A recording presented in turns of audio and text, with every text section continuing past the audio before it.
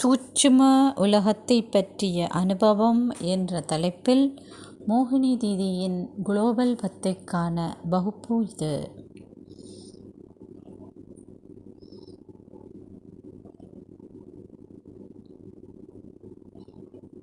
நான் இந்த சரீரத்தில் இருக்கும் பொழுதே சரீரமற்றவராக இருக்கின்றேன்.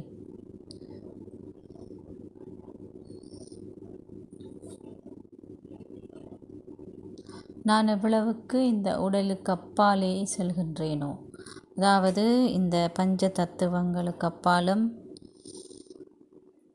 எல்லைக்கப்பாற்பட்ட உலகத்துக்கு அப்பாலும் அந்த உலகத்தில் இருக்கும் அனைத்து விதமான தத்துவங்களுக்கு அப்பாலும் நான் செல்கின்றேன். அதற்கு பிறகு ஒரு அழகான ஒளி இருக்கின்றது, வெள்ளிய ஒளி இருக்கின்றது. தீயினுடைய ஒரு ஒளி போல தான் அது இருக்கின்றது. ஆனால் அதற்கு அப்பாலே செய்ய வேண்டும். நாம் அப்பாலே செல்லும் பொழுது சங்கமயுகத்தில் குழந்தைகளாகிய எங்களுடன் பாபா கதைப்பதற்காக ஒரு அழகான ஒரு இடத்தை உருவாக்கியிருக்கிறார். அது சத்தத்துக்கு அப்பால் இருக்கின்ற அந்த இடம், வெளி. பாபா ஞானத்தை கொடுப்பதற்கு வருவதற்கு நிச்சயமாக அவர் அந்த படிப்பிப்பதற்காக ஒரு சரீரத்தை எடுக்க வேண்டியிருக்கின்றது. அவர் எங்களை தேவதைகளாக வேண்டும் என்று விரும்புகின்றார். அதனால் அவர் இந்த சூட்சும உலகத்தை உருவாக்க வேண்டியிருக்கின்றது. இங்கே என்ற பிரம்ம பாபாடைய சம்பூர்ணமான வடிவத்தில் இருக்கின்றது. அவர் அங்கிருந்து எங்களுடன் கதைக்கிறார். ஆகவே அசரீரியான உலகம் என்பது ஒளியாக இருக்கின்றது. பௌதிகமான உலகத்தில் சூரியனுடைய நட்சத்திரங்களுடைய ஒளிகள் இருக்கின்றது. ஆனால் சூட்சும உலகத்திலே அதுக்கெல்லாம் அப்பாற்பட்டு ஒரு வித்தியாசமான ஒளி. அந்த ஒளியானது சில்வர் நிறத்தில் இருக்கின்ற ஒரு பிரகாசமான ஒரு வெள்ளையாக இருக்கும். எங்களுடைய உடலும் மிக சூட்சுமமாக இருக்கும், ஒளியாலானதாக இருக்கும். அந்த ஒளியாலான உடலிலே யாரை பார்த்தாலும், பாபாவை பார்த்தாலும் கூட ஒளியாலான உடலிலே இருப்பார்.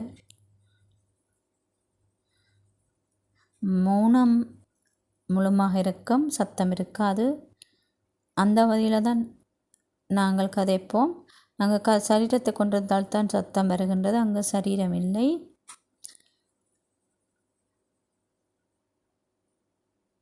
அவை நாங்கள் முழுமையாகவே என்ன நடக்கின்றது, என்ன சொல்லப்படுகின்றது என்பதை எங்களாலே கேட்கக்கூடியதாக இருக்கும்.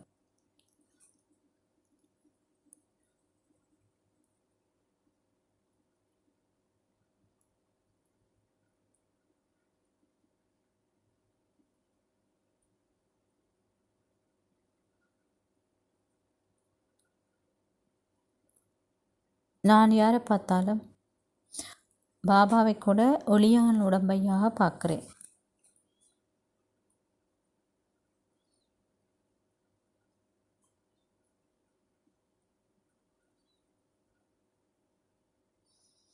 இந்த சரீரமற்ற அல்லது அசரீரியான அல்லது இந்த ஒளியாலான உடம்பின் மூலம் நாங்கள் தொடர்பாடல் செய்கின்றோம், பேசுகின்றோம்.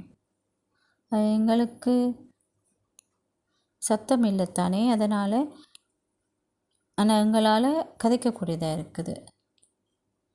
கண்கள் மூலமாகவோ அல்லது உதடுகள் மூலமாகவோ, ஆனால் சத்தம் அல்ல.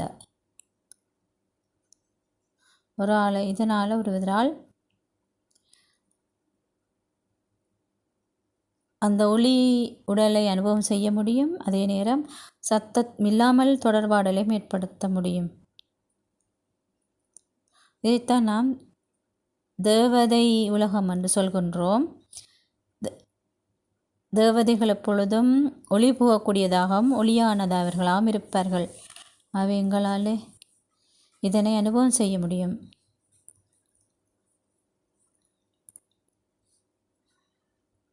நாங்கள் அமைதியாகவும் நிலையாகவும் ஸ்திரமாகவும் அந்த நிலையில் இருக்க வேண்டும், அனுபவம் செய்ய வேண்டும், பாபாவுடன் தொடர்பு படுத்த வேண்டும்.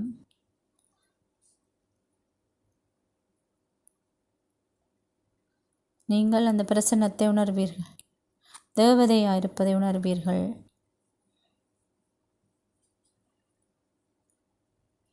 நீங்கள் அங்கு பிரசன்னமாக இருப்பீர்கள், அதை உணர்வீர்கள். பாபாவுடன் இருப்பதையும் நீங்கள் உணர்வீர்கள்.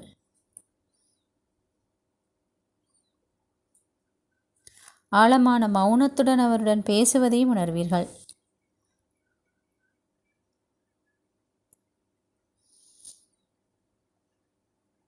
இந்த அனுபவம் நிச்சயமாக உங்களுடன் இருக்கும். இப்போ எல்லாரும் ஒன்று சேர்ந்து அப்பாலே சென்று இந்த சூட்சுமமான ஒரு உலகத்தை நாம் பொழுது உருவாக்குவோம்.